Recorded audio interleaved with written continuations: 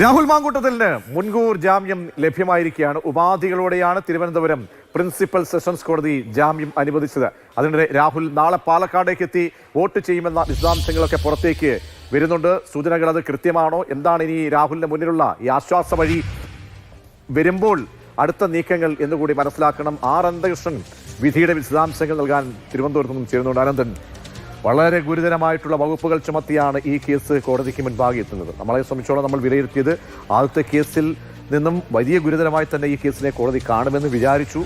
പക്ഷേ ആശ്വാസം തികഞ്ഞ രീതിയിൽ തന്നെ ലഭ്യമാവുകയാണ്. ജഡ്ജിമെന്റ് വന്നിട്ടില്ലെങ്കിൽ കൂടിയും എന്തൊക്കെയാണ് ഇപ്പോൾ ജാമ്യം അനുവദിക്കുന്നതിന് കാരണമായി പറയുന്നത്? പ്രജേഷ്, ഇന്നിപ്പോൾ രാവിലെ മുതൽ ആകാംക്ഷയുടെ നിമിഷങ്ങളാണ് തിരുവനന്തപുരം മഞ്ചൂർ കോടതിയിൽ കടന്നുപോയത്. കാരണം രാഹുൽ മാങ്കൂട്ടത്തിന്റെ മുൻകൂർ ജാമ്യാപേക്ഷയിൽ ഇന്ന് ഉത്തരവ് പറയുമെന്നാണ് പറഞ്ഞിരുന്നത്. ഒരുപക്ഷെ കോടതി ആദ്യം തന്നെ കേസ് വിളിച്ച് ഓർഡർ പറയുമോ എന്നുള്ളതായിരുന്നു ആകാംക്ഷ. അതുണ്ടായില്ല. പിന്നീട് എല്ലാ കേസുകളും, രാവിലത്തെ കേസുകളെല്ലാം പരിഗണിച്ച് ഏതാണ്ട് ഒരു 1:30 ആയപ്പോഴാണ് ഈ കേസ് വീണ്ടും പരിഗണിച്ചത്. അതിനുശേഷം കോടതി ഒറ്റ വാക്കിൽ ഉത്തരം പറഞ്ഞു. ഈ മുൻകൂർ ആന്റിസിപ്പേറ്ററി ബെയിൽ ഗ്രാന്റഡ് ആയി എന്ന് പറഞ്ഞു.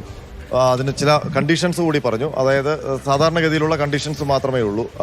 അതിലൊരു പ്രത്യേകതയുള്ള കണ്ടീഷൻ, തിങ്കളാഴ്ചകളിൽ ഹാജരാകണം, അന്വേഷണ ഉദ്യോഗസ്ഥന് മുൻപിലോ അതല്ലെങ്കിൽ ബന്ധപ്പെട്ട ഉദ്യോഗസ്ഥന് മുൻപിലോ ഹാജരാകണം എന്നുള്ളൊരു കണ്ടീഷനുണ്ട്. അതല്ലാതെ സാധാരണയുള്ള കണ്ടീഷൻസ് ആണ്. ഇനി ഉത്തരവ് വരുമ്പോൾ എന്തുകൊണ്ടാണ് കോടതി ഇങ്ങനൊരു തീരുമാനത്തിലേക്ക് എത്തിയത് എന്നുള്ളത് സംബന്ധിച്ച് കൂടുതൽ വ്യക്തത വരും.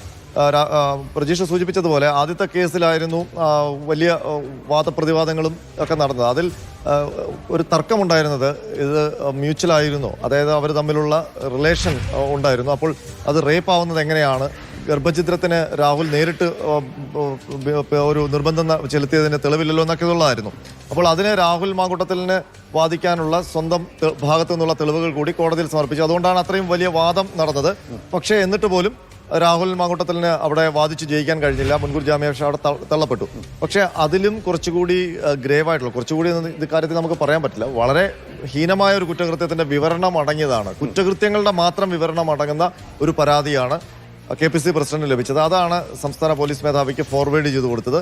അതിലാണ് ക്രൈംബ്രാഞ്ച് ആസ്ഥാനത്ത് FIR രജിസ്റ്റർ ചെയ്തത്. അപ്പോൾ ആ FIR ഇടുമ്പോഴും നമുക്കൊക്കെ സംശയം ഉണ്ടായിരുന്നു. കാരണം ആ FIRൽ ഇടാനുള്ള ആധാരമായ പരാതി, ആ പരാതിയിൽ ഇത് ആർക്കാണ് സംഭവിച്ചതെന്നില്ല, മേൽവിലാസമില്ല, സംഭവിച്ച വർഷം 2023 മാത്രമേ ഉള്ളൂ. ഒരു ഹോം സ്റ്റേ ആണെന്ന് പറയുന്നു. പക്ഷെ അത് എവിടെയാണെന്ന് ആ പരാതിയിൽ വ്യക്തതയില്ല. തലയും വാലുമില്ലാതെ ഈ പരാതി ആദ്യം എത്തുന്നു. അപ്പോൾ അതിനുശേഷം അതൊരു പിടിവള്ളിയാക്കാൻ ഈ പ്രതിഭാഗത്തിന് കഴിഞ്ഞു കാണുമായിരിക്കാം അല്ലേ? തീർച്ചയായിട്ടും. കാരണം അതിനകത്ത് നമുക്ക് ഇപ്പോൾ അന്നൊരു രാഷ്ട്രീയ പ്രതിസന്ധി കൂടി അന്ന് പോലീസിന്റെ മുന്നിലും സർക്കാരിന്റെ മുന്നിലും ഉണ്ട്. കാരണം ആദ്യത്തെ പരാതി ലഭിച്ചത് മുഖ്യമന്ത്രിക്കാണ്. മുഖ്യമന്ത്രി അപ്പോൾ തന്നെ ഫോർവേഡ് ചെയ്ത് അതിനകത്ത് പോലീസ് നടപടിയിലേക്ക് പോയി. രണ്ടാമത്തെ കേസ് വരുന്നത് KPC പ്രസിഡന്റിനാണ് വരുന്നത്, ഈ ഒരു ഇമെയിലായിട്ട്. അങ്ങനെ ഒരു ഇമെയിലായിട്ട് അദ്ദേഹത്തിന് വരുമ്പോൾ അദ്ദേഹവും അറിഞ്ഞില്ല. ഈ മാധ്യമങ്ങൾ റിപ്പോർട്ട് ചെയ്ത ശേഷമാണ് അത് KPC പ്രസിഡന്റ് സ്ഥിരീകരിക്കുന്നത്. അത് കഴിഞ്ഞിട്ടാണ് സംസ്ഥാന പോലീസ് മേധാവിക്ക് ഫോർവേഡ് ചെയ്യുന്നത്. അപ്പോൾ നമ്മൾ അത് വെച്ചിട്ട് കേസെടുക്കാൻ പറ്റുമോ എന്നുള്ള നിയമപ്രശ്നങ്ങളൊക്കെ ആ ഘട്ടത്തിൽ ഉണ്ടായിരുന്നു. കാരണം പരാതിക്കാരി നേരിട്ട് വന്നിട്ടില്ല, പരാതിക്കാരി ആരാണെന്ന് ഐഡന്റിഫൈ ചെയ്തിട്ടില്ല. അതേസമയം ആ KPC പ്രസിഡന്റ് സമർപ്പിച്ച പരാതിയിൽ ആ പെൺകുട്ടി പറയുന്നുണ്ട്, എന്റെ കാര്യങ്ങളൊക്കെ ക്രൈംബ്രാഞ്ചിന് നേരത്തെ അറിയാം.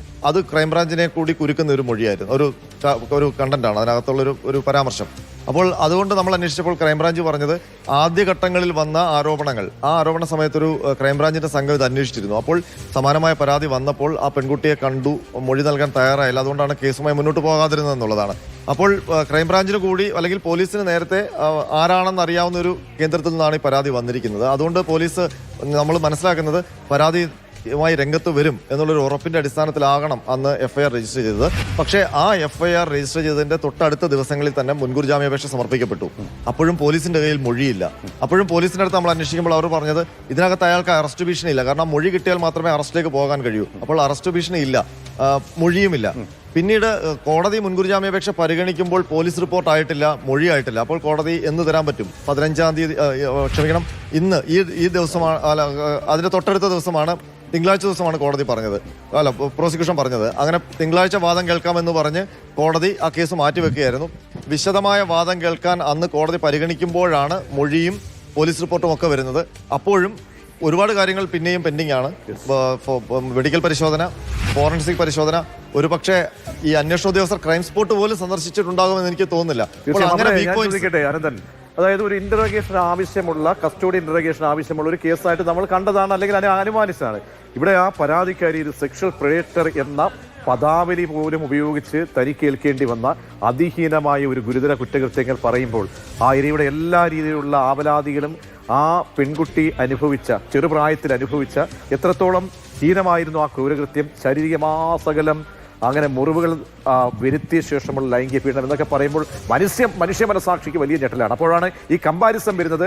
ആദ്യ കേസുമായിട്ടുള്ള കമ്പാരിസൺ, ആദ്യ കേസിൽ ഇതേ പരാതി, രാഹുലിനെതിരെ ഉണ്ടായ പരാതി, അത് അവഗണിച്ച് ആ തള്ളി അതേ സെഷൻസ് കോടതിയിൽ നിന്നും ഇങ്ങനെ ഒരു ഉത്തരവ് വരുമ്പോൾ വളരെ ഗൗരവം തോന്നുകയാണ്. നമ്മൾ കോടതിയുടെ മുന്നിലേക്ക് തെളിവുകളാണ് എത്തുന്നത്. അതാണ് ഏറ്റവും പ്രധാനപ്പെട്ട കാര്യം. പക്ഷേ ഇതൊരു കസ്റ്റഡി ഇൻട്രഗേഷൻ വേണ്ടി ഒരു കേസല്ലേ നമ്മൾ ചിന്തിച്ചു പോകും. അവിടെ എന്ത് പറ്റി ഈ കോടതിക്ക് നമ്മൾ ആരെയും സാധാരണക്കാർ സംശയിച്ചാൽ? തീർച്ചയായിട്ടും ആ ജഡ്ജ്മെന്റിന്റെ പകർപ്പ് വരുമ്പോൾ മാത്രമേ എന്താണ് കോടതി പരിഗണിച്ചത്, എന്തൊക്കെയാണ് കോടതിയുടെ മുന്നിൽ വന്ന പ്രോസിക്യൂഷന്റെ വാദങ്ങൾ, അതുപോലെ തന്നെ പ്രതിഭാഗത്തിന്റെ ഹർജിക്കാരന്റെ വാദങ്ങൾ എന്നൊക്കെയുള്ള മനസ്സിലാക്കാൻ കഴിയും. പക്ഷേ ഒരു കാര്യമുണ്ട്, തുടർച്ചയായിട്ട് ഒരാൾക്കെതിരെ പരാതി വരുന്നതിന് അവർ അവതരിപ്പിക്കുന്നത് സെന്റിമെന്റലായിട്ടായിരിക്കും. കാരണം ഞങ്ങളുടെ കക്ഷികൾക്ക് നേരെ തുടർച്ചയായിട്ട് ഇത്തരം പരാതി, പക്ഷേ കുറെ തെളിവുകൾ ഓൾറെഡി ശബ്ദരേഖയടക്കം ജനങ്ങളുടെ മുന്നിൽ വന്നു. ഇതൊന്നും ഈ ആരോപണ വിധേയൻ നിരാകരിച്ചിട്ടില്ല, അത് അയാളുടേതല്ല എന്ന് പറഞ്ഞിട്ട്. അപ്പോൾ അടുത്ത പരാതി കൂടി വരുമ്പോൾ അതിനെ കോടതികൾ കുറച്ചുകൂടി ഗൗരവത്തിലാണ് കാണേണ്ടത്. മാത്രമല്ല, ഒരു സാധാരണ മനുഷ്യനല്ല, അധികാരത്തിന്റെ ഭാഗമായിട്ട് നിൽക്കുന്ന അല്ലെങ്കിൽ രാഷ്ട്രീയ സ്വാധീനം ചെലുത്താൻ ഇപ്പോൾ തന്നെ നോക്കൂ, 14 ദിവസമായ ഒളിവിൽ പോയ ഒരാളെ പോലീസിന് പോലും കണ്ടുപിടിക്കാൻ പറ്റുന്നില്ല. അപ്പോൾ ഉപഗ്രഹങ്ങളെ പോലും കബളിപ്പിച്ചുകൊണ്ടൊരു ഹൈഡിംഗ് പോയിന്റിൽ ഇരിക്കണമെങ്കിൽ എന്തുമാത്രം സ്വാധീനശേഷിയുണ്ട്. അപ്പോൾ കേസിൽ നിന്ന് രക്ഷപ്പെട്ടു പോകില്ല ഒരു എന്താ പറയുന്ന ഒളിവിൽ പോകാൻ ശേഷിയുള്ള ഒരു പ്രതി. അങ്ങനെ ഒരു പ്രതിക്ക് അതൊന്നും പരിഗണിക്കാതെ എങ്ങനെയാണ് മുൻകൂർ ജാമ്യം കൊടുത്തതെന്നൊക്കെയുള്ള ചോദ്യം ഇനി സ്വാഭാവികമായിട്ടും ഉയരും. മാത്രമല്ല,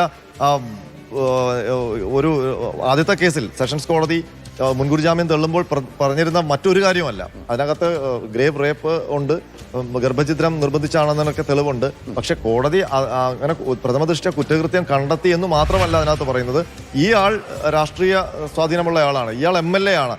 ആ ഒരു കാര്യം ഉപയോഗിച്ചുകൊണ്ട് അയാൾ പിന്നെ അതിജീവിതയെ സ്വാധീനിക്കാനും ഭീഷണിപ്പെടുത്താനും സാധ്യതയുണ്ട്, സാക്ഷികളെ സ്വാധീനിക്കാൻ, തെളിവുകൾ നശിപ്പിക്കാൻ സാധ്യതയുണ്ട്. അപ്പോൾ അത് ഇതിനകത്ത് ഇംപ്ലിമെന്റ് ആവില്ലേ ഈ പരാതി?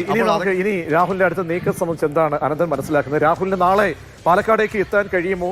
അങ്ങനെ ഒരു ഉദ്യമം അദ്ദേഹം അങ്ങനെ ഒരു കാര്യത്തിന് മുതിരുമോ? പാലക്കാട് MLA ആണ്, അദ്ദേഹത്തിന് നിലവിലെ സാഹചര്യത്തിൽ സ്വന്തമായി തന്നെ വരാം, മറ്റ് ഒരു തരത്തിലുള്ള വെല്ലുവിളികളില്ല. പക്ഷേ ഈ മറ്റേ കേസ് പെൻഡിംഗ് ആണ്. അത് 15-ാം തീയതി ആദ്യ കേസിൽ മുൻകൂർ ജാമ്യം ഹൈക്കോടതി, അതുവരെ അറസ്റ്റ് പാടില്ല എന്ന് പറയുമ്പോൾ ഹൈക്കോടതി തീരുമാനത്തിന് വേണ്ടി കാത്തിരിക്കുമോ? അതല്ല വന്ന് ആ റഡാറിലേക്ക്, SIT റഡാറിലേക്ക് വരാൻ ധൈര്യപ്പെടുമോ? ഇതിനു മുമ്പ് ആരോപണങ്ങളും ഒക്കെ വന്നപ്പോഴും ശബ്ദരേഖ സന്ദേശങ്ങളൊക്കെ പുറത്തു വന്നപ്പോഴും ഒക്കെ, അതുപോലെ തന്നെ ആദ്യത്തെ ശബ്ദരേഖ പുറത്തു വന്നൊരു കേസ് FIR, അതൊരു പൂവാലൻ ശല്യ കേസാണ് പോലീസ് രജിസ്റ്റർ. ആ കേസെടുത്തപ്പോഴും രാഹുൽ മാങ്കൂട്ടത്തിൽ ഒന്ന് ഒതുങ്ങി വീട്ടിൽ കുത്തിയിരുന്നു കുറച്ച് ദിവസം. ഒളിവിലല്ല, വീട്ടിലുണ്ട്, പുറത്തിറങ്ങിയില്ല. പക്ഷേ എന്നാലും രാഹുലിന്റെ ശൈലി എന്ന് പറയുന്നത് കൂസലില്ലായ്മയും ഒപ്പം ഒരു പരിഹാസവും ഒക്കെ കലർന്ന രീതിയാണ്. അപ്പോൾ ആ കൂസലില്ലായ്മ പ്രകടിപ്പിക്കാൻ വീണ്ടും രണ്ടാമത്തെ പ്രാവശ്യം പുറത്തിറങ്ങിയപ്പോൾ കൂസലില്ലായ്മ പ്രകടിപ്പിച്ചു രാഹുൽ മാങ്കൂട്ടത്തിൽ. അപ്പോൾ ആ കൂസലില്ലായ്മ പ്രകടിപ്പിക്കാൻ വീണ്ടും വരുമോ? അപ്പോൾ നമ്മളത് അത്തരം നാടകീയത പ്രതീക്ഷിക്കണം. അപ്പോൾ ഒരുപക്ഷെ സാധ്യതയുള്ളത് നാളെ ഈ കോടതിയിൽ ഇലക്ഷന് വോട്ട് ചെയ്യാൻ, പാലക്കാടാണ് അയാളുടെ വോട്ട്, അപ്പോൾ അവിടെ അയാൾ നാടകീയമായി പ്രത്യക്ഷപ്പെടുമോ എന്നൊക്കെയുള്ള കാര്യമാണ് ഇനി കൗതുകം. എന്തായാലും രാഹുൽ മാങ്കൂട്ടത്തിൽ ഇനി പുറത്തു വരാൻ ഒരു തടസ്സവുമില്ല. ഇനി അതല്ല, ഇനി 15-ാം തീയതി അടുത്ത മുൻകൂർ ജാമ്യാപേക്ഷയിൽ ഒരു തീരുമാനമാകട്ടെ എന്ന് പറഞ്ഞ് കാത്തിരുന്നാൽ പിന്നെയും നീളും. ഒരാഴ്ചയിൽ കൂടുതൽ ഇനിയും ഒളിവിൽ ഇരിക്കേണ്ടി വരും. അത് കഴിഞ്ഞ് അവിടെ തള്ളിക്കഴിഞ്ഞാൽ ഇനി സുപ്രീം കോടതി പോകണം, അങ്ങനെ ഒളിവ് ജീവിതം നീട്ടേണ്ടി വരും. പക്ഷേ ഈ ഒരു സാഹചര്യം അനുകൂലമാകുമ്പോൾ ഉറപ്പായിട്ടും അയാൾ പുറത്ത് വന്ന് തന്റെ കൂസലില്ലായ്മ പ്രകടിപ്പിക്കാനാണ് സാധ്യതയെന്നാണ് തോന്നുന്നത്. അതായത് രാഹുൽ മാങ്കൂട്ടത്തിന്റെ കാര്യമായതുകൊണ്ട് പല ടെസ്റ്റുകളും നമ്മൾ കാണേണ്ടി വരും. രാഹുൽ വരുമോ? രാഹുൽ വരാനുള്ള എല്ലാ സാധ്യതയുമുണ്ട്.